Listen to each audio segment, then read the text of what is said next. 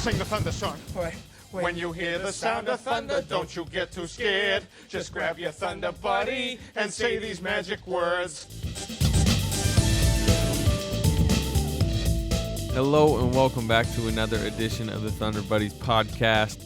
Post-draft edition was supposed to be, a nice little edition where we were talking about maybe a second-round pick, Daniel Hamilton, but it turned into a blockbuster deal and a blockbuster podcast today. Eric Horn in the studio. He's typing on his phone over there. He's looking up rumors probably. We playing. I'm talking to the fan base, man. They're all talking about the trade and when's the podcast coming out, and I'm trying to talk to them and multitask. And Darnell over there, he's I think he's What's beaming. up? Is this oh happy day for you? No. Do you feel vindicated at all? I mean, you were one of the earlier trade surge proponents. Vindicated, no. It's like a belated. Shocked because they got a much bigger haul than I thought they could get for Surge. Obviously, we didn't know what he would go for, like what he could command on the open market, on the trade market. But Sam Presti, I thought, did a great job of getting that haul. I love the trade for OKC. What about for the Magic before we get into Oklahoma City? What this to me makes no sense for Orlando. I don't get it either. It makes no sense for me. Especially if he walks away. If he walks away next summer, you lose the rights to Old Depot, the rights to match him in restricted free agency. You lose the 11th pick, which, you say, you lose Sabonis. They don't really need Sabonis as a pick. They didn't have to pick Sabonis. They picked Sabonis for the Thunder. They could have picked anyone at 11, and there was a lot of intriguing guys available there. Either so, it doesn't matter, because they might not have even brought him back, or, if they do, it's 1 year. But if Ibaka walks, Which you I would think he would because he doesn't want to be on Orlando. No, which is another thing. I mean, it's not a guarantee he's going to be very happy. Yeah, he's going from a Western Conference Finals team. What, 5 of the last 7 years? 4 of the last 6 years? What is it? Something like that. To a team that is going to be in the lottery again next year. Yeah, probably. What's interesting to me, I wouldn't be, and this is the way Orlando could potentially turn it back a little bit and get assets for it. It's like Ibaka might be available at the deadline to teams, as kind of a rental. Imagine if he got jolted back into the Western Conference playoff race next season against the Thunder. Spurs or Warriors, something crazy. Yeah. But that's a risky move for Orlando because the guy likes big cities. Strange move. Like if he's going to be a free agent next summer, I see him as a New York, L.A. guy, maybe Chicago, maybe Miami, not Orlando. Yeah. And you could say, he was just in Oklahoma City for 7 years, but guess what? They won a lot in those 7 years. He's kind of like... He came into his own. He grew up. They won. That's a big difference. He's kind of like Pau Gasol in that sense of, I feel like, will be... remember when Gasol was a free agent and Durant was saying, he wants to see where there's theaters and this and that. I mean... Serge Ibaka for the last week and a half has been at fashion shows in Milan and some different stuff. I believe he's in Paris right now, which, by the way, must have been a rough day for Serge yesterday. Why you say that? Just the trade, hearing about it. He now has to cut short his trip over in Europe to come and take a physical in Orlando with the new team that, as we were talking about, he's probably not too excited about going to a lottery Eastern Conference team. That with not a known fan base that's very good. Yeah, I just don't understand it from the Magic standpoint. I mean, you already have Vucevic, you have Aaron Gordon. I just don't get why they would go out and get Serge Ibaka. My only thought is that it is they're completely moving up their timeline, and we haven't seen their full plan, and their plan is going after Parsons, and you know what I mean? They're really trying to jolt next year and become a contender next year, and maybe ownership has said we need to contend. To me, it's kind of like a panic move in that sense, which I'm not saying that's even a good plan for them, but we haven't seen their full off-season plan laid out, which is, I guess, where it can be rationalized a little bit. They might not be done either. And, I mean, the Thunder might not be done. So, like you said, we might have seen their plan. They might have the Chandler Parsons thing in mind with him being an Orlando guy. So but we've probably talked far too long on the Orlando side of things. This is an incredibly interesting trade from the Thunder's perspective for a lot of reasons. It has a lot of tentacles. Durant, obviously, what he thinks about it kind of lingers over all of it. From what I mean, like when the rumors initially came down that they were shopping Serge Ibaka, I was like, if that's, if they really are shopping him around, and there was that whole rumor like Toronto in the 9th pick was thrown out there, which how bad does that trade look now in comparison to the one that they got? But if they had just traded Serge for like a young piece, a draft pick, like that would have been a really bad sign with the Durant sweepstakes. Like they're rebuilding, they kind of have an indication that Durant might not come back. But getting Oladipo, from what I've heard, they have no indication either way on Durant. If you're KD, are you at home right now like, ooh, nice move, Sam? Or are you like, I just lost Serge Ibaka, who,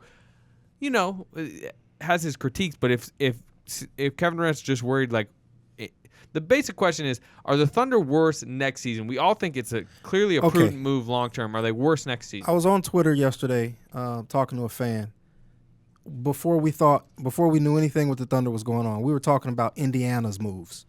And he was talking bad about what Indiana was doing. I'm like, they just got Jeff Teague, and they got Thaddeus Young for the number 20th pick. They got Teague in the George Hill deal. I said, they upgraded from a talent standpoint, from a versatility standpoint, and in a small way, depth. They probably made Paul George happy. Yeah, and the guy said to me, how many more regular season wins, how many more wins does this give the Pacers? And I said, regular season wins don't matter as much. I mean, home court advantage here and there. I think the Thunder should go for home court next year. I think they should, but aside from that, regular season wins, the Thunder didn't have home court in the Western Conference Finals, and they had a chance to win. So Cleveland didn't have home court advantage in the finals, and they won. So you can overcome that. Yeah. Regular season wins don't matter as much. To me, it's about talent, versatility, and to a degree, depth.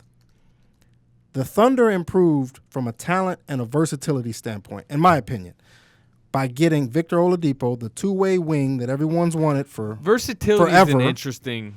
Ersan Ilyasova, who can score inside and outside mostly, but also inside a little bit. And Sabonis, who Eric said this earlier today in the office, it's probably a better Mitch McGary. Yeah, I think just looking at tape on him and having seen him at Gonzaga, yes, lefty, taller. Similar. They're both skilled. Very similar. Pretty similar, but like can shoot it, can pass it, put it on the floor. I think 2 years into the McGary project / what his history in college was compared to Sabonis, who seems to have his head on right. The mental makeup is where it seems like Sabonis probably separated. But that's my answer to the question. Kevin Durant's got to say we've just improved from a talent standpoint and from a versatility standpoint. I'm not sure they're better next season, and I know that's kind of unpopular right now, which is like it's kind of a crazy how how the Thunder usually kind of rip for a lot of these moves. Like they're universally right now are kind of being praised for this one, and I'm not saying they shouldn't. I do think it was the right move long term. Clearly, I mean the financial implications are like obvious, or just like the control that they have over Oladipo and getting Sabonis. If Sabonis turns into a big time player, I mean this is an incredible haul. But I just think next season, people are Serge Ibaka's 3-point shooting is like massive to the team. I know people didn't like that he shot threes, but the truth was like he was by far their best 3-point shooter in the playoffs. 45%, the best among anyone in the entire postseason who shot 50 or more threes. And I'm talking any team in the postseason as far as percentage wise. The next best on the team was Waiters. Like Durant was 27%. Like this is a team starved for shooting already that just lost its most consistent spot up floor space. And that's one fewer guy you have on the court that can guard anybody on the court. Yeah. You get another one back in Oladipo, kind of. He can't guard big men, which I guess kind of means he can't guard everyone. But they're kind of similar defensive versatility-wise, and people will say, well, this is where the game is going. You get Oladipo, and you have another wing who can play small ball. But the thing is, like, where was Serge Ibaka most valued was against the Warriors because he could play small ball center. He could get out on, he guarded Curry and Thompson and them well. Like, sure, you can show me 10 highlights where Curry's hitting a 3 over his face, but like he still guarded it well. They're putting a lot of trust in Steven Adams, which, I got no issue with. But I just think, like I said, good move, but I think they're a little worse next season. I don't think you ever build your roster with an eye on one team. I might have said this on the last time I was on the podcast. I don't think that's a smart way to build your roster. If you're worried about Golden State so much that you are making decisions based on potentially matching up with them, I think you're doing it wrong. Golden State, you might not have to play Golden State in the playoffs next year. Golden State might not look the same next year. Who knows? Like, I don't think you keep surge if you have a chance to improve your roster just because you might face Golden State in the playoffs next year. And I think it's fascinating from the standpoint that, like, the Thunder clearly had success against Golden State. And in the exit interviews, they talked about having to have more that, I think Russell Westbrook talked about having to have more that whatever you need at the end of games. And Billy Donovan talked about whatever you need at the end of games. That would indicate that you're comfortable with the guys you have on the team. You just need to get more mentally tough. But Sam Presti said, okay, yeah, we need to get more mentally tough, but we need an infusion of different players too. To me, that is what's remarkable to me, is that you beat people's brains in on the boards last year playing a certain style, and now you're going and taking one of these guys that he wasn't necessarily killing it on the boards, but you're taking who was a key part of the way you got to almost getting to the NBA Finals, and you're going in a different direction. And that's fascinating. Y'all about to get me real fired up. Good. How so? That's the plan. Because it sounds like, okay, look, let me just say this. Grade the trade right now. Grade the trade. I think in the grand scheme of, like, building a franchise, A-, B+, like this is to get what they got for Ibaka, who probably would have walked next season, to make it, to get enough of a haul where you could argue they might be just as good next season, while also, what will Sabonis become? That, if he becomes, like I was saying, if he becomes something, then it's incredible long term. Ilyasova is a fill-in. So the final answer is A-, B+. Is that what you're saying? But I'm just saying, like, it should be talked about that they may be worse next season, and in turn, because they may be a little bit worse next season, which means they may not go as far as they could. Like, there's a chance that this trade potentially leads to Durant leaving. I'm not, you know what I mean? Just like if they don't win. Eric, there's so many things that could change this grade, but I'll give it an initial B.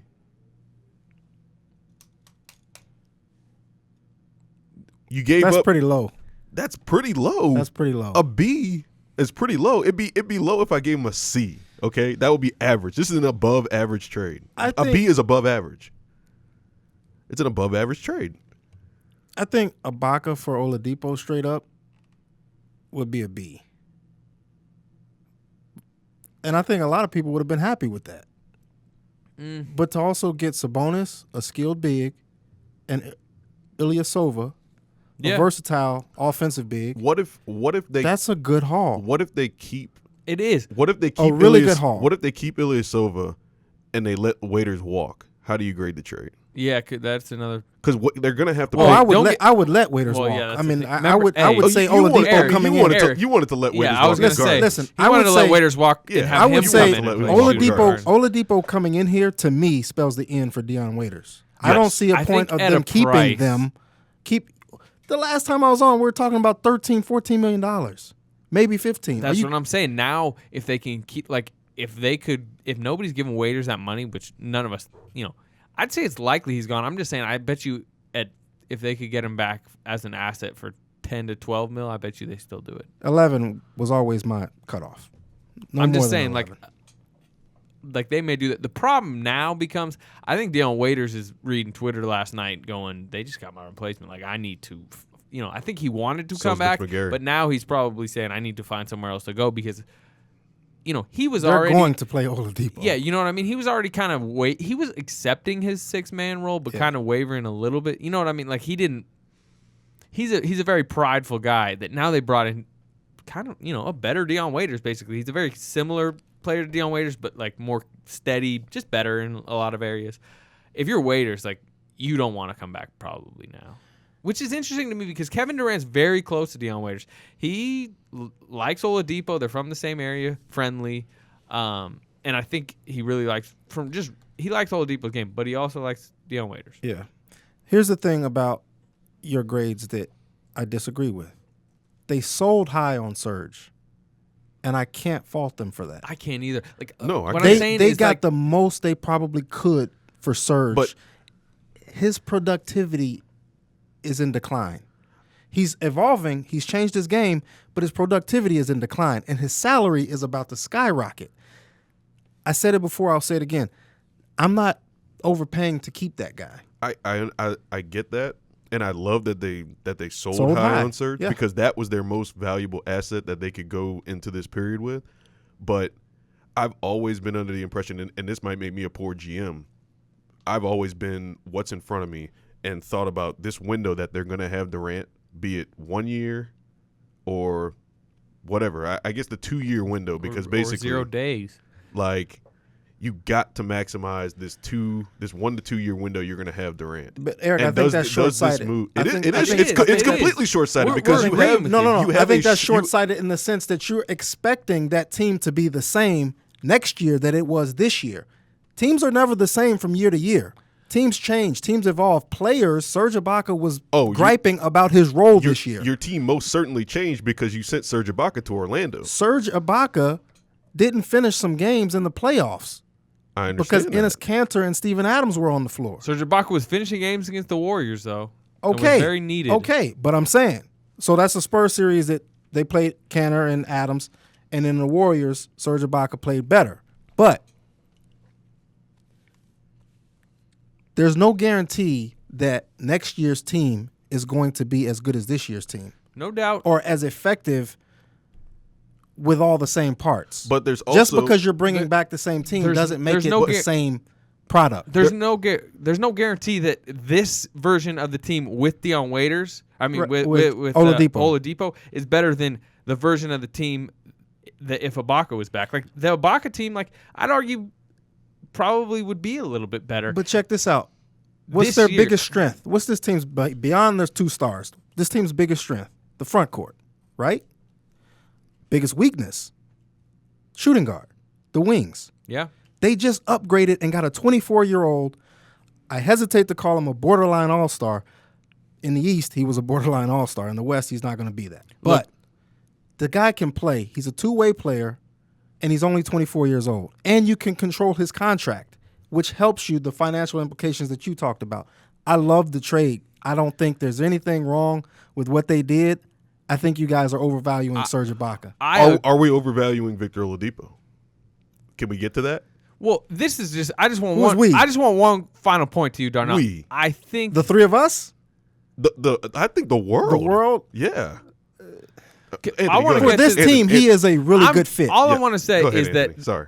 I understand what you're saying, and look, I think it's a good trade, but I am hesitant. Like there is a decent to better than decent chance we could be sitting there watching them. Let's say Durant comes back on the 1-year deal, and they're headed into the playoffs, and this franchise is like teetering with, if they win the title, if they have a good run, and they bring Durant and Westbrook and all these guys back, wow, they're a franchise that'll go deep into the future. But if they don't win this series against the Warriors, who they're probably going to play, then maybe Durant and Westbrook look elsewhere, and the franchise kind of just completely rebuilds. And I think they're, we may be sitting there in Game 4 and going, man, they could really use a Serge Ibaka right now.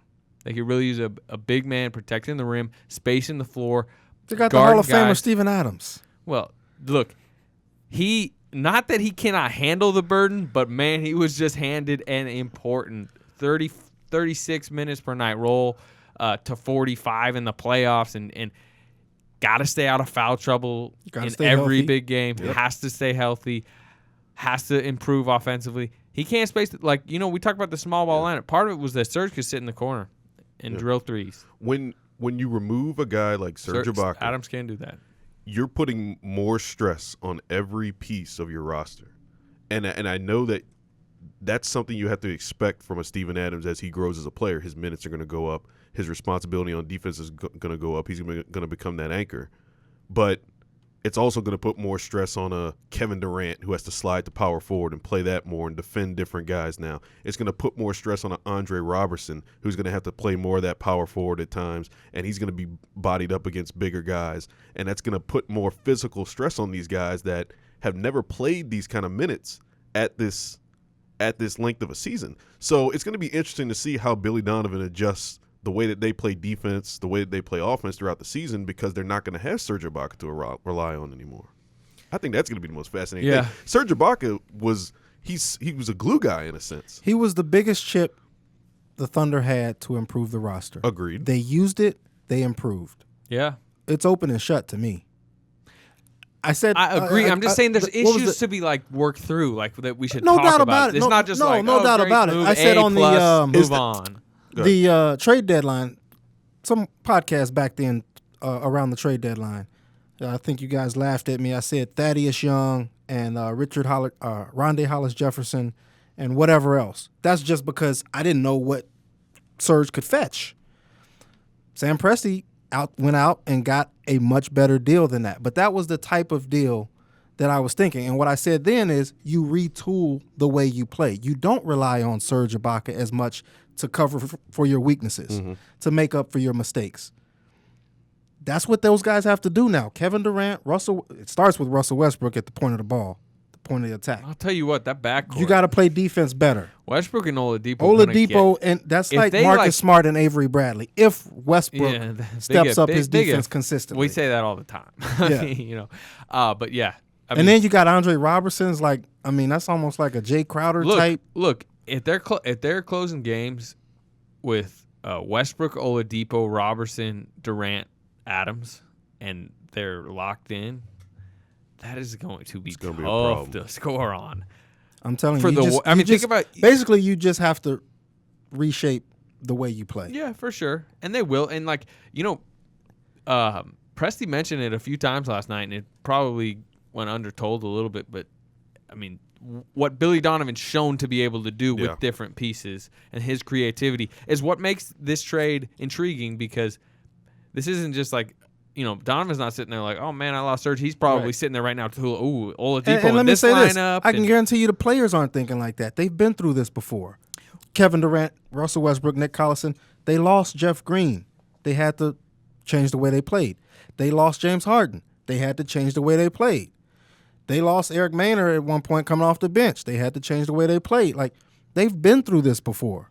They've proven themselves to be effective in changing their style of play and fitting whatever pieces they have at that time. I think they'll do it again. Starting lineup next year. I want to know who you guys are going to start at the 4. Before we get there, shouldn't we talk about, Kevin Durant may not be here. What is this, a doomsday? What is this? What's wrong with this guy? I'm just saying, how do you feel like this? I proposed it to you a couple days ago. I was thinking. But that was from a planning standpoint. Okay. How are we going to cover this thing if he actually does take off? This is like the third time that he said, what happens if Kevin Durant leaves? Well, it's He's kind not of going important. anywhere. All right, let's think of it this way. If you're Kevin Durant and you're sitting in L.A. and you're sitting there on the couch, and let's just assume that Kevin Durant has no idea that this is going to happen. See what you started, Slater? Let's just completely believe that Sam Presti leaves Kevin Durant in the dark about these last. You know what? People are acting like, I think Sam Presti did not talk to Kevin Durant about this move before he pulled the trigger. No, he didn't call him the minute before and say hey, Kevin, we're about to. No, he said the ongoing discussions. These guys talk about this stuff during the season. I just think he knows that KD's not that he's not close friends with Serge. They did not like Serge. He's just, Serge isn't super close with Kevin. I think he knew Kevin would probably be okay with it in the Oladipo connection. But people think this is an outrageous thing for Presti to do or say. But I really, and from what I've gathered, I just don't think he talked to Durant directly about this move. And people say, what is he thinking? It's just, when you get what he got, I don't think you have to. Yeah. If you would have got a prospect, then you probably want to talk to him. But this is clearly a good move for the Thunder. I go back to the couch scene. Kevin Durant's sitting on his couch with a bowl of Cheetos, and he sees that thing flash across his screen. A bowl of Cheetos, huh? What would Kevin Durant be eating on the couch? Grapes? I hope not Cheetos. Grapes? Fruit, yeah, some kind of fruit. Fruit and a protein shake. Pineapples, Orange leaf. They Strawberries. shipped in some orange leaf for him. probably. Kind bar. He would be eating a kind bar. He ain't Okay. eating that trash. Kind bars are delicious. Oh, Anyway, man. look, he's sitting there. What do you think is his initial reaction to surge to Orlando and the 3 coming this way? I think for Good about move. I think for about 30 minutes, just like I just like really needed to process everything. There wasn't like I wasn't trying to grade the trade 30 minutes in. I was just like, I need to, okay, Oladipo, okay, the financial aspect. I don't know how deeply Durant's thinking about that type of stuff. But he probably had to let it settle in. I think he was probably thinking by the end of it, like, wow, we just lost Serge, but this could be a really interesting team deep into the future. And if he's thinking about, there's kind of been reports floated out there that he might not be interested. Like, he may sign the 1-year deal, but wherever he goes this summer, whether it's back to Oklahoma City or elsewhere, like, he wants that to be a long-term move. He wants to be, he's settling in there long-term. He probably thinks that this makes sense in the long term. What did you just say? There's, About the 1-year deal and like, he's long probably going to sign a 1-year deal because of the money Yeah. value, but I think he wants to know where he's going to be for the next 6 years this summer. You know what I mean? Like, just like wherever he goes to sign, like, if let's say he decided to go to the Warriors, I think he's going to go there and say, hey, I'm going to sign a 1-year deal so I can make more money the next summer. But I'm here to stay long term. Where I think if he comes back to the Thunder, he's going to want to say, I'm coming back for 1 year, on the books, but I want to stay here for 6 years. You know what I mean? I could see that. I can think he I can wants to follow your logic if build. he goes somewhere else. Yeah, but But if if he's he here, stays, I yeah. don't think that's a long-term That's trial run. proposition. I think that's a trial run. And that's dependent on Westbrook, too. Yeah, definitely. But if he goes, yeah, I that's definitely. true. Oh, yeah. man, that's true as far as, like, he could say he wants to stay here long term, but then if Russ leaves next year, he's not going to be like, well, I said I wanted to stay. So. Yeah. Anyway, I don't even. Oh, what does Durant think about it? I think he looked up and he said, wow. And then he said, good move. We got better. That's what I think. Okay. Oladipo. That athletic backcourt, man. The two Magic games last year were so fun. Mm-hmm. I mean, you were at the one in Orlando, which is crazy that it was the second game of the year, and it might have been the craziest game besides the playoffs that we've seen all year. I think in a vacuum of just how good the game was, not considering the stakes of the game, it was probably the wildest It was game. crazy. The Warriors game here with Okay. Curry. All right. Okay. But Refresh my memory. What happened in the Orlando game here? no, it was the one in Orlando. The first one. I know. I remember the first one, the overtime, double overtime. Orlando But what game happened here here? was Kevin Durant hit a game winner, and that was after Westbrook snatched the ball away from Peyton and then threw it and then called timeout while he was spinning around. And Westbrook had 19 rebounds in that game. Didn't Oladipo have a triple-double or something? Oladipo had 37. He had a triple-double in the first game. Okay. And then Durant hit the game winner. It was just crazy. Like, there was all kinds of crazy stuff going on. Indiana. Oh, nice. That Tom Slater Crean? might be getting Tom Crean on the phone. Well, call you back, Tom. Dedication, Tom, Thunder Buddies. We got a podcast going on, Tom. We should. If that was him, just we like could patch him sync through up. somehow. That would be a great man. podcast. Yeah, that No, really but- would be. Oladipo, what an exciting player. Yeah. Athletic. Concerns with him. Not a shooter. Can't shoot. We talked about. I just threw out that lineup of Westbrook, Oladipo, Robertson, Durant, Adams. Wow, what a defensive lineup! What a versatile lineup. 4 of those guys can't shoot. 4 of them are Not below great, average. yeah. Like Not Robertson's three-point very shooters. below average. Westbrook's very below. I mean, depending on his shot selection, very 3-point below shot average. is below average. Yes, Oladipo, below average, but better than Robertson and Westbrook, but not great. Adams won't even try it. And Durant, he's Kevin Durant, but he can kind of take questionable shots at times. That is your concern with this roster now that Serge Ibaka, your floor spacer's gone. But you having know what? Ilyasova helps, but you're not going to want to play Ilyasova down the stretch. Right, but 3 of those guys can create for themselves. One of those guys is fantastic moving without the ball, slashing, getting offensive rebounds, putbacks. Well, actually, two of those guys is offensive rebounds and putbacks, Steven Adams and Andre Robertson. So I think there are ways that they can create offense that extend beyond just shooting, standing on the perimeter and shooting, spacing the floor. I think that'll help them. Yeah. Where are your concerns? Like, what do you view like Oladipo? What type of player? Like, I don't want to say like give me a comparison of player, but like what level? Like fringe all-star, like potential all-star? No, not on this team. Not in this conference. Yeah, well, that's the thing. Is he the sixth man, or is he starting? The problem is if you start him, your bench, your offensive firepower off the bench, if they let Waiters walk, is really, really thin. Canner would probably, if he doesn't start, I don't think they should start Canner. I don't think he's going to start, but that would be an interesting. He would be the only offensive weapon. And Cameron Payne, I mean, that dude is just tremendously gifted offensively. I love his feel for the game. Payne and Canner would be your only real offensive threats off the bench. And that could be an issue. So I think that's something Billy Donovan has to think about. But I would start him. I would start him over Robertson. Although that starting lineup with Robertson is fantastic. Who would your starting lineup be? I'd probably I don't know. The power forward, that's what I asked you guys. I want to know who you're starting at power forward. You know who I think's gonna start at power forward? Collison. Ersan Ilyasova. Yeah, that's what I think, but I'm not sure. I don't know.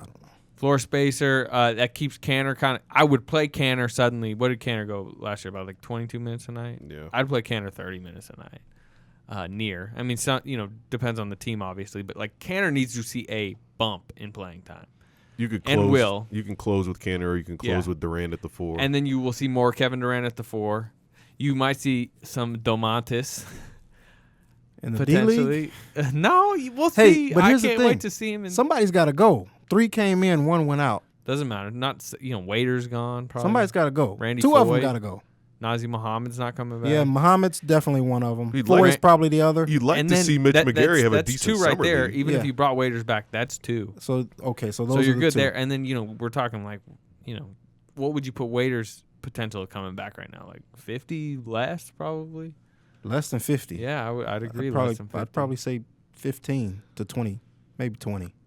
Yeah, because my thing is now I think Waiters is going to play like hardball, go get an offer sheet. Look, if part of their motivation for making this deal was the financial element, I don't think they're about to sit up here and re-sign Dion Waiters for more than $11 million, $12 million. It would. Yeah. To me, that would be counterproductive. Yeah, it's just interesting because like just knowing Sam Presti just doesn't like letting assets walk. You know what I mean? Like having control of a 24-year-old two-way, wing guard. You just don't want to let that just walk away and literally get nothing for it. Yeah, but I wonder what his trade value is right now.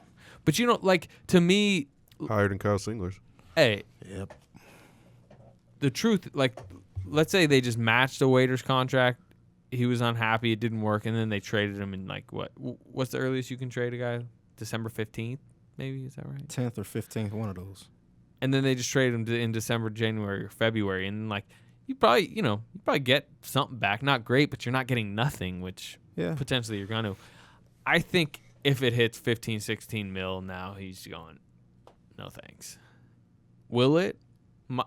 The Waiters. Who's going to give Dion Waiters that much The money? Waiters derby's going to be interesting because somebody probably will. What if you match Waiters, and then you throw in Domantas to a team that would want to take him? I think they like him. I don't think he's going. I think they like him. It doesn't mean they can't trade him. Yeah, but they're not. They're not trading. Yeah, I think they like him, and I think he's probably going to replace Mitch McGarry. Okay, well, you need to get some value out of Mitch McGarry, which means you need to play him to actually show that he's worth something. Nah. I think that's overrated. Showcasing guys, I don't think that really happens. You know what I mean? Like, yeah, because they're going to be, especially if Durant comes back, they're going to really be worried about like solidifying their rotation and like seeing which guys fit where on this team. Yeah. Unless Mitch McGarry's going to provide court value, I don't think he'll play.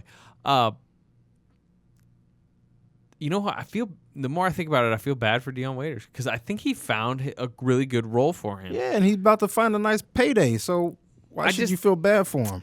because I feel like now he's like, man, they don't value. Like, he's probably gonna go somewhere and just start jacking up long twos and thinking he's a star again. Where just like 6-man role on a championship team kind of fit him, and I felt like he was finding himself in the NBA, defender, shooter. Like now, if he goes to Dallas or Memphis or something like Philly, that. Yeah, I don't see Philly. yeah, that would be. I just think it'd be funny. We didn't even mention Anthony Morrow. Who's the starting 2 guard for the Knicks? What about him? He'll be back and making $3 million and probably not playing much. So they're just gonna bring him back? Yeah. I could see Deion Waiters going to the Knicks. I could see Harrison Barnes going to the Knicks. I don't think so. Aflalo. That's what I'm thinking. I think Flalo's gone. Where's he? He just didn't exercise his option, or the Knicks didn't exercise their option on him. I can't remember which way it was. Knicks might need a 2 guard.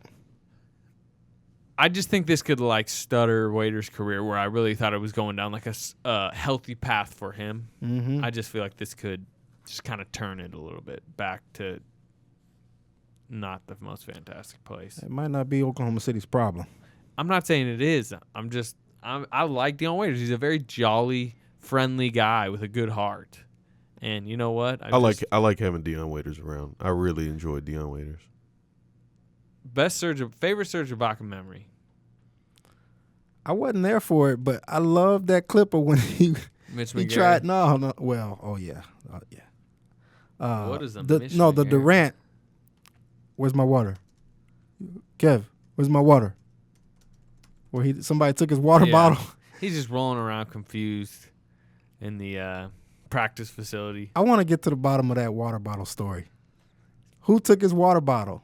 Probably no one. Maybe, I bet Kevin took it. Maybe Adams or something. I don't think it was Kevin. I kind of remember that day. I enjoyed every time we went in the locker room after the game, and you could just hear Serge just like yelling like random curse words in the shower, and you could like kind of tell that like the players were like kind of messing with him or something, and like Serge would be like saying. Strange, dude. He'd be saying like the curse words like all out of order and stuff. You know how like people who like struggle with the language just say things like all out of order, so it'd be like flipping Immer instead of Emin Flipper. I also liked his exchange with Myron Patton from Fox 25. He about the stretch 4. Stretch is stretch. Yeah. They were going back and forth. But my favorite all-time Serge Ibaka memory involves Mike Dunleavy Jr. A game in Milwaukee where Serge put the Death Congo grip on him. And Mike Dunleavy looked like his little kid. He didn't know what to do. He couldn't get away from it.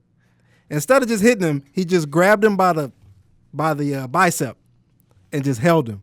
And I felt bad for Mike Dunleavy. Serge it was bad. How about the game in L.A. when him and Griffin got into it, and then Matt Barnes came in and pushed him, and the Serge did the bow and arrow punch. That was cool. Thing. I like that. And then that picture where Matt Barnes is smiling at him. Yeah. And that whole beef was pretty funny. Serge just giving us some good memories now that you look back on it. He had one a few weeks ago.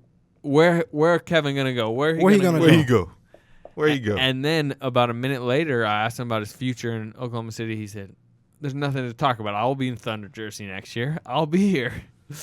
He was definitely the most confident guy at exit interviews. Yeah. You know what? I looked at the numbers today. 1,300 blocks exactly. 1,300 of, he probably has a third of the blocks in Thunder history. Led the league 4 times. People want to talk about his defensive decline and, his shot blockers weren't where they used to be. Still like 6th or something last year in the league. Like, this guy's a premier shot blocker. Great pick and pop player, 17-footer, stretched it out to 3. Hard worker. Look, he was mad about his shots and touches and declining role. There was the March quote he had to me in Toronto about it. But he was not like a cancer. Like, I feel like it's some, it's kind of been presented a little bit like he was like bad for the locker room, and he was never bad for the locker room. It just he seemed to be on his way out and not kind of wanting to play the role, and that was kind of more what this deal had to do. I do feel bad for him because he gave everything he had to this franchise. He played extremely well for the most part, and now he's going to be on a lottery team. And the thing is, like, people want to say, like, just be quiet, Serge, and play your role. And, like, the thing is, like, there's not that many Steven Adams in the world that are just like, yes, sir, screening, I'll play defense. If you give me the ball, I'll shoot it unless you don't want me to. Like, the dude just, he's pretty skilled. He works on his craft. He's a good shooter. He wanted more shots. He's done the defensive dirty work for so long for this team, and I think he just wanted to be appreciated more. And I can't blame the guy. We human, man. We human. Like, for the most part, he was quiet and he did his job. I mean, he could have taken more opportunities to pop off than he wanted, than he did, and he didn't. The way he kind of, I think, rebelled against it was he just didn't play defense as hard, especially in the regular season, which was a problem. We talk about the defensive issues this year. A lot of it was like Serge wasn't what he was. Some of that may have been the athleticism decline of some stuff, but some of it may have just been like, as he said, if I'm going to stand in the corner for 2, 3, 4, 5 minutes and not touch the ball, why am I going to go back on defense and not battle? Only that, but also seeing some of his backcourt players not accept the challenge. You getting guys if they're not going to do it, why should I? You getting guys running downhill at you all year. It gets old, man. It's not just that they're running downhill at them, but guess what happens when they score over them? You look over at Russell Westbrook, who may have just been the reason for the defensive breakdown, and he's not going, my bad, Serge. He's going, block that, Serge. Come on, bro. So he was just put in a tough situation. And to me, this is why this franchise loves Steven Adams so much, is because Adams is now sliding into a more important role, and he's going to be more, famous and well known across the league, and people probably, hey, there's probably people around him, agents and stuff, saying you need to get more shots next year, Steven. You need to get more of this, and he's probably like, I'm good, mate. I'm fine. Yeah. So who would you start, Oladipo or Andre Robertson? Oladipo. Eric, think of your why, Slater. Eric. See, to me, it's always been I've always thought of it okay, it doesn't even matter so much who starts, it's who closes. I think you probably close with some combination of Oladipo and Robertson. There's no question. Oladipo and Robertson on the floor. You can start Robertson. I don't think Oladipo would be like, oh, I'm not starting. Start Robertson. Robertson's comfortable as a starter. Start him. And then you got your bench firepower in the case that Dion leaves. That was my biggest thing. That if Dion leaves, I feel like you got to bring Oladipo off the bench. If Dion leaves and Ilyasova starts, then it's basically Payne and Cantor coming off the bench offensively for you, and you're just praying that Kyle Singler can give you anything in the regular season. They're going to stagger Durant and Westbrook a little. Yes, you guys got to remember how Billy operates. He's not bench squad, starting squad. Yeah. You know what I mean? He's rotating people in. He's getting tricky different lineups in there. Look. The Thunder's always wanted a defense-first approach at their two-guard. That's why it was Cephalosha. That's why it was Robertson. Victor Oladipo is a big-time perimeter defender. Right.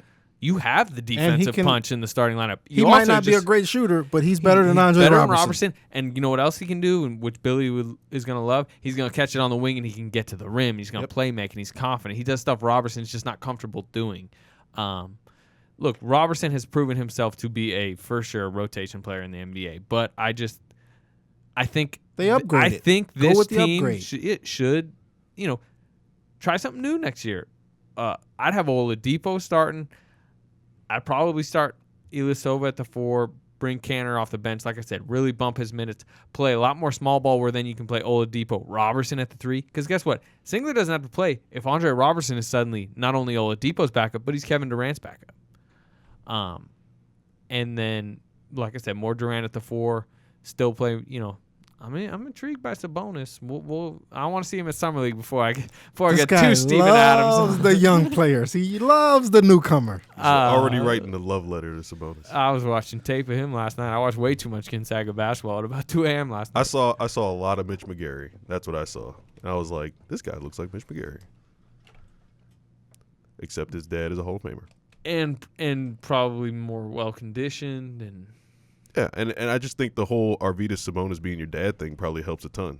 I mean, I'm not trying to disparage Mitch McGary's dad or anything, but I feel like... Hey, I like Mitch McGary's dad, and I know Darnell likes Mitch McGary's dad. I love everything about Mitch McGary and his family. Everything.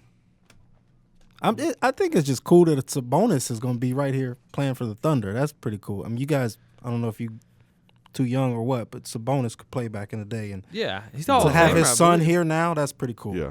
And I hope one day that Arvydas Sabonis decides to walk over by our Subway and get a sandwich, because I will flag him down and I will have him in this office with all 7'3" of him. You did it with Evander Holyfield. You did not do it with Adrian Griffin. I did not do it with it. No one was here. There was no point in him coming in here. The desk crew was in here, which is a skeleton crew these days. Anything else about this trade, this draft, as this thing moves to free agency? I'm not sure the Thunder are done. I like Daniel Hamilton. Maneuvering. No one wants to talk about Daniel Hamilton or hear about Daniel Hamilton, I'm sure. But I like Daniel Hamilton. I mean like the crew working with the Blue might want to talk about it. Yeah. I mean he's Dakari Johnson, he's a project. He's a project. Why would anyone want to talk about Daniel Hamilton after they just dealt Serge Ibaka for Victor Oladipo? Am I mistaken? Was the draft not last night? Did they just not pick up the guy?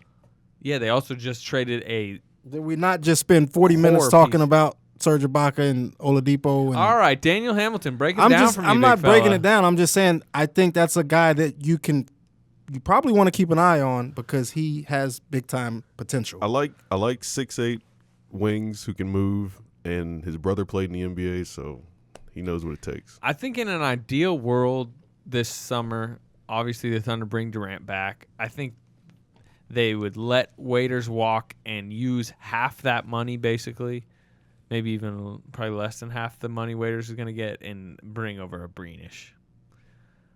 That's the guy who I want to see. Yeah, no doubt. Let Waiters go, Foy go, Muhammad go, and bring over a Breenish. Yeah. Now we're talking. That would be their ideal summer, I think. Although, that's a log jam with Oladipo, Robertson, Not really. a Breenish. Not with Campaign. not when they're going to Westbrook. Not when they're going to play small more. Yeah, but you don't want to Okay, talk about let's go getting through their Cantor more rotation. minutes. Let's go through their rotation. Westbrook, Oladipo, 2, Durant, 3, Adams, 4, Robertson, 5. Cantor. Yep. I was going to say Sabonis, but I Payne, won't. Payne. 7. Morrow. No. So Morrow's just going to Ilyasova. So Morrow's not in the rotation. Morrow's going to do what he did this year, which is like occasionally come in. Did you say Ilyasova? I didn't say Ilyasova. That's my 8. bad. Okay. Who we missing? Singler? No. Maybe. I don't think so. McGarry. A Breenish No. over that. Probably one more big Mike. Collison. A Collison or Sabonis or McGarry. One of those three, I bet, is going to get minutes. I don't bet. I know one of those three is going to get minutes. I don't know which one. And then a Breenish. I mean, it's really not a log jam. That's a lot of guards, man. You got Westbrook, Payne, Robertson, Oladipo. That's 4. Yeah. Breenish would be your 5th guard. Remember, he's a rookie. He's new to the NBA. Yeah. He'd be your 5th guard. That's fine. Even in small ball, that's pretty tough. He'd have to bump Morrow and, yes, Singler. And Josh Eustace. Josh Hughes, your boy. Yeah, I mean, look, that's the thing. Okay, let's say Waiters comes back then. Let's say they get Waiters on $11 million a year. Then are you bumping Payne out? Then Breenish isn't coming. Yeah, well, I know that. I'm just saying. Then you didn't think Breenish was going to play much. Who's not playing much then? Robertson? No. If you can. Okay, just stop there. If bringing Waiters back, even if it's like $10, $11 million, meant less playing time for Payne, would you do it? Yeah, I mean, at the reasonable price, I mean, I think you get the asset back and then kind of go from there. And you can still, like, it's the regular season. Donovan's, will probably expand his rotation. This isn't going to, he can go up to 11. He, can keep Westbrook's minutes at 34. I mean, he will keep Westbrook's minutes around like 34. Like, there's minutes to go around in the regular season. Payne will still get a hit. I don't want to stunt Cameron Payne's growth whatsoever. Well, then don't bring Randy Foy back. Well, I think that's a foregone conclusion, isn't it? Yeah, probably. Yeah, probably. I don't know. It's What else is on your mind? free agency, man. It's coming. Kevin Durant? Yeah. I spent some time around him in Austin, him and his crew down in Austin. Had his shoe release. It was a cool time. I like Austin. He kind of he did his actual launch in this like barbecue joint kind of near downtown. Did they feed you? Yeah, I mean they had like kind of like a buffet type spread. I ate a little bit at that. You don't like barbecue. That's right. What That was pretty good. What was the name of the I place? don't not like barbecue. I just Stubbs. Stubbs. What's that place in Austin called? The barbecue joint? Is it the Salt Lick? What is it? Y'all know what I'm talking about? Yeah, but it's like more of a Not- I'm not sure. corporate type. Yeah. Anyway, I've heard it's fantastic. Yeah, so You spent time around his people. yeah, can't really get a sense either way. I think Thunder fans, followers, whatever, they shouldn't go into this thinking it's a foregone conclusion he's coming back. I'll just say that. We are inside of a week. There should be some concern and worry. I would still predict he's coming back. He's going to hold meetings. I think people are going to freak out from about July 1st to 6th when they hear the Lakers are in his house. The Celtics have just emerged and said it was a good meeting and productive. Isaiah Thomas tweets something like innocuous. You're gonna freak out when the Lakers are in his house. People are gonna freak out. Luke Walton making the D'Angelo Russell Brandon Ingram pitch. Yeah. I think it's going to be a fairly quick process. I don't think he's going to waste a lot of time with those meetings and making the decision. I think the decision's already made. Eric's working on a piece for tomorrow. A lot of people around the league also feel like the decision's already made. I don't think the Warriors feel like the decision's already made, unless they think it's for them. They're way too confident about life, about everything in general. The Warriors need to just stop talking. Yeah, well, one Warrior in particular, he owns the team. Yeah, him. Yeah, Joe Klay Thompson. I don't Draymond mind Green. Clay. I like Clay. Aisha Curry. All of them. They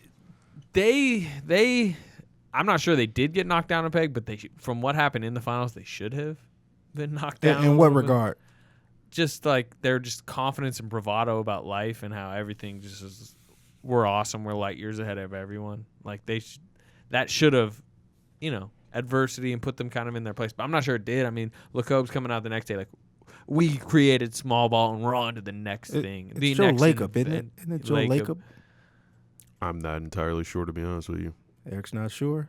I'm saying Lacob. I think the Warriors are still a legit threat for Durant. Why would he go there? I don't. That makes no sense to me. Chandler Parsons would go there.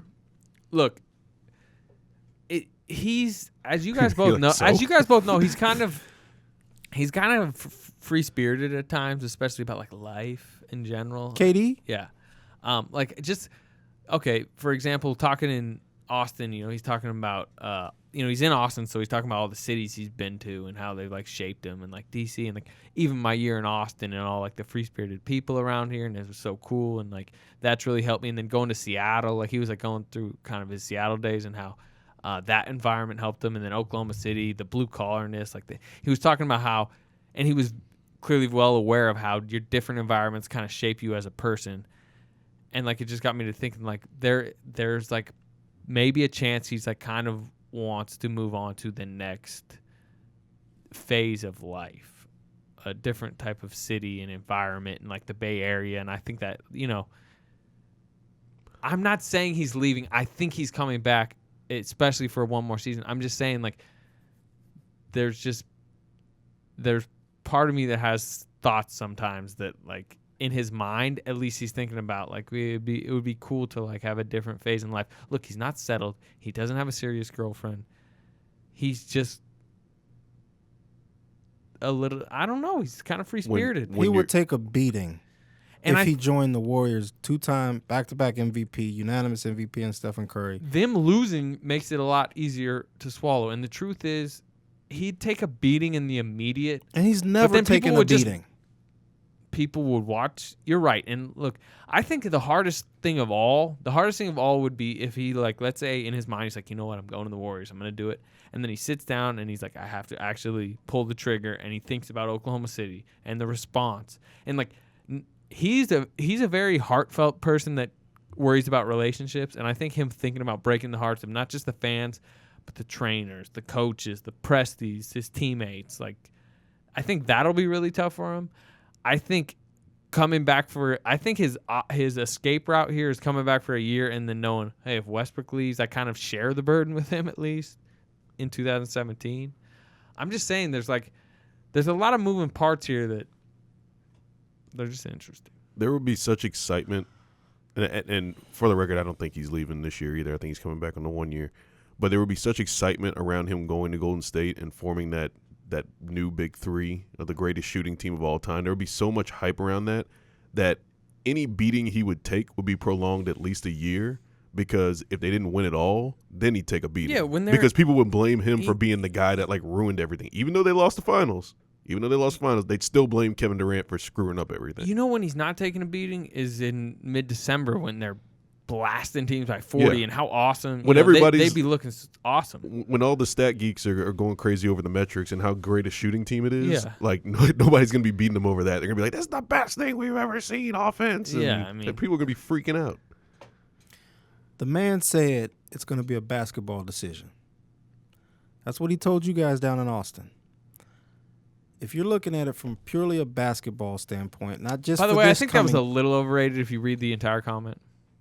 Not just for this coming year, but going forward for future seasons. Who would you rather play with? Steph Curry, Klay Thompson, and a bunch of other guys? Because they're going to lose. Draymond Green's not a bunch of other guys. Okay, Draymond Green I would throw in there. And if you you're have to, no, you got to throw in there. I forgot. I'm thinking about and, Barnes and hang on. I'm thinking about Barnes, Iguodala, and Festus Ezeli. All those guys they're not going to have. Iguodala's getting up there. Bogut can't stay healthy. Or would you rather play with Russell freaking Westbrook, Victor Oladipo, Steven Adams, Enes Kanter, Andre Robertson, maybe Dion Waiters. Truth is, I think I think they're both really good basketball moves. You know what I mean? I think he's going to win both places. I mean, I'd say he probably would have a better chance to win a title in Golden State next season.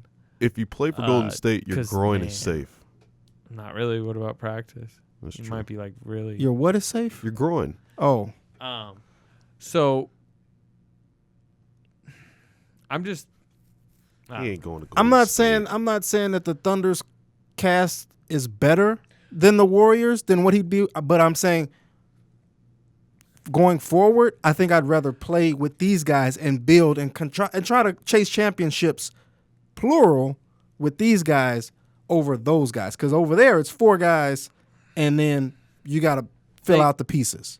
Which, I mean, Miami did it with LeBron and Wade and Bosh. They would be incredible. But look, I think the Thunder's gonna be really good next year. But if we went to the Warriors, they'd be really good. Like, and they just, but here's the biggest thing. Spurs, they just showed that with Westbrook and Durant, they can beat that team.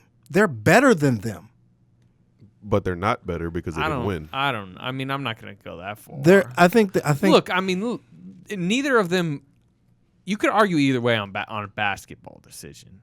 I'm just saying. I think if he wants to complete his story in the best possible way, just look what LeBron just did. I mean, I think that's maybe as far as the Warriors losing, I think helped the Warriors' case to get him. But I think him just watching LeBron like bring a title to Cleveland and kind of complete that story is like, man, would maybe like, I don't want to say convince him to want to come back and win one, but I mean probably like reassures him like, man, how special would it be to like complete the journey of Oklahoma City? I agree with you. But back to my point. Russell Westbrook and Kevin Durant, the best 2 players on the floor against the Golden State Warriors.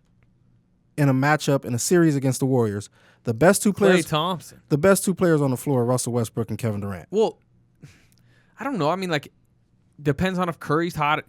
Thompson's why they won 6. I mean, I know people want to talk about Durant Westbrook crumbled in Game 6. Thompson was the best player on the floor in Game 6. Like, one game. Congrats. The most important game of the season. He got hot and hit a bunch of deep threes, a lot of them contested. I mean, he had a heck of a performance. But I'm taking Kevin Durant and Russell Westbrook every time in that series But guess over what? anyone else. Guess what? I think you're forgetting that if Kevin Durant's on the Warriors, then Kevin Durant's on the Warriors. Right. You know what I mean? Like, then he's taking himself But you're there. missing the point. The point is, why would he leave to join them if the team he's already on has the two best players in a series against them? I think that if Kevin Durant and the Warriors played Kevin Durant and the Thunder, I'd probably take the Warriors slightly above. You know what I mean? Like, if Durant's on both teams. He lost me with that one. You mean if Kevin Durant? If I there's a understand Kevin what Durant he's saying, clone, but he if there's a just Kevin lost me. Durant clone, is that what you're saying? I just mean, like, when he's saying is how the Thunder's going to have the two best players in the series over the Warriors, like, he's forgetting that Durant is tipping the scales there by taking one of those best players himself and putting it on the other team. Yeah. You know what I mean? I just But don't he say- doesn't have to, though. but And I to just- take that beating from a legacy standpoint, from a reputation standpoint, it's just not worth it. I don't know. What is this guy doing? the beating wouldn't come until. I think he's going to stay. I think he should stay, but And this is the thing, like we think about beatings relative to like how LeBron took a beating in the ways that he switched teams, but nobody takes nobody's beatings gonna like take a LeBron. beating like that. Kevin Durant hasn't seen a beating close to LeBron. no, and it's true, and like that kind of stuff probably really does matter to Durant, but also like, oh well, it's not like And it's like just go home and like you're still living an incredible life, living in a Yeah. mansion. Now you're living in California. You go to the beach, like He already lives in California. I know, it's it true, sounds it's like we're making this package case for Kevin Durant to leave, which I'm not doing. Slater's doing it. Slater's doing but it. it's He's doing like- it, people. But it's like, okay, I how kind of am. bad? I don't- Okay, how I bad? don't mean to. Like, how much would the national media take up for Durant if he just went to Golden State? They would say, "Oh, I don't blame you. You lived in Oklahoma City for however many years. You were due to get here and go see the beach and live on the beach. Like, it's better to live here." Like, the national media would eat that up, dude. They would not kill him 1 minute if he left Oklahoma City. I would just look. I think he's like I said. I think he's gonna stay, but I would just caution people to not be naive about the noise out there about the Warriors. I understand that's probably kind of a Warriors-driven rumor, but I think there is some validity to it as an option. I think it's more likely that he signs a long-term deal here this summer than goes anywhere else this summer. And I think it's slim to none that he signs a long-term deal here this summer. I just caution Yeah, he ain't people not signing to a be long-term naive deal and just have it summer. in the back of your mind that it's possible he leaves. It's possible he just wants to move on to another phase. I'm not even saying it's likely. I'm not saying it's likely. I don't know where this is coming from. Just being I was 20 like a year ago and 20 something. But like, yeah, you know, you're in your 20s and you're like, you know, sometimes you just want to see some new stuff. And he doesn't have kids. The Both man those is- options are fantastic. They're just fantastic. He can options go for wherever life. he wants, whenever he wants. Mhm. He was taking pictures at the Super Bowl for crying. Like, what can No he doubt. Okay, No doubt. okay. do I agree with with you the on all Warriors that. that he can't already do? But like, real talk though, like, just imagine like if he like got home from a game one night and he was just like, man, I want to go sit on my porch. Like, now he can go sit on his porch and look at I-35. In San Francisco, he could sit on his porch and see the bay. Great. He can do that right Like, now. go home, as have long a as he wants. like he says, go home, have a glass of wine. You know, His home is in Los Angeles. He probably can go look at the Santa Monica Pier. I'm gonna stop advocating for Kevin Durant. Yeah, to go to I'm Golden not- State. This guy's rubbing off on you, Eric. No, I've been thinking this for a long time because I think about what LeBron said about Miami being his college years and him wanting to experience that. I think about that with Durant. He had one college year, granted, but when you're in your 20s and you don't have all that obligation and you get whimsical and you just want to do different stuff, man. Okay, just He's y'all gonna answer me think this about question. it. Y'all answer me this one question. Why would he leave Russell Westbrook? No reason to leave Russell Westbrook at all. Because- if we're because talking about a he's- basketball Oh, my decision. gosh. Dude, he's not. He's going like that's why we're talking about the Warriors. He's going to an incredible team. If he did, He's on an incredible yes, team. He is. They're both fantastic options. He ain't going nowhere. I don't think so either. I just will say it again. Don't be naive to think it's impossible. I'm naive. I don't think it's possible this He's summer. going Next summer, to let's talk think about about it. it. This summer, nothing's happening. Kevin Garnett said anything is possible. All right. Well, after that joyous conversation, we will. Thanks to you. What? I'm trying to like. At least we didn't I'm get trying to into a not make Steven these Adams Thunder, debate I'm trying to again. not make these Thunder fans just going into July like. Oh, you think because of strolling around like 100%, you think he's because back, of your and then caution warning, they're gonna be less disappointed if he leaves? He's thinking about it. He's sitting over here thinking about I'm it. trying to help, okay, as much as I can. Okay. I'm only one man. You gotta brace people, and then whether it happens or it doesn't, you were ready.